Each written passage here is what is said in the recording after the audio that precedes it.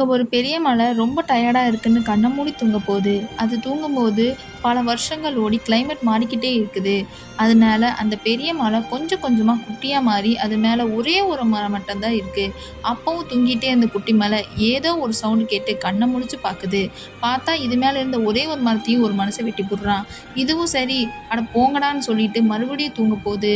அப்ப மறுபடியும் ஒரு சவுண்ட் கேட்டு எந்திரிக்குது. என்னன்னு பார்த்தா வீடு கட்டுறதுக்காக மரத்த வெட்டிட்டு இருக்காங்க.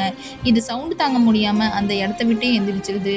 அப்படியே நடந்து போய் தூங்குறதுக்காக ஒரு இடத்த ரெடி பண்ணி அங்க படுத்து தூங்குது. அங்கேயும் ஒருத்தன் வந்து அந்த குட்டி மலைய தூக்கிட்டு போயிடுறான். அத அப்படியே ரவுண்டா மாத்தி மாவரைக்கும் யூஸ் பண்ணிக்கிறான். இதுக்கு தூங்க முடியாம தலை சுத்திக்கிட்டு இருக்குது. அப்படியே பல வருஷம் கழிச்சு போலீஸ் அந்த ஃபேக்டரிய மூடிட்டு கல்ல தூக்கிட்டு போறாங்க. அத உடைச்சு பாலா மாத்தி பீரங்கி குண்டுல போட்டு எனிமியோட கப்பல் அடிச்சு உடைக்கிறாங்க. இதனால அந்த கல்லு கடலுக்குள்ள விழுந்து தண்ணியோட சேர்ந்து கரை ஒதுங்குது. அப்படியே தூங்குறதுக்காக இடத்த தேடிக்கிட்டே ஒவ்வொரு இடமா மாறி உடைஞ்சு உடைஞ்சு குட்டியா மாறிக்கிட்டே இருக்குது. கடைசியில குட்டி தூசியா மாறி கடற்கரை ஓரத்துல போய் விழுகுது. அங்கேயாச்சும் தூங்கலாம்னு பார்த்தா அங்க இருக்கிற மணலையும் எடுத்துட்டு போறாங்க.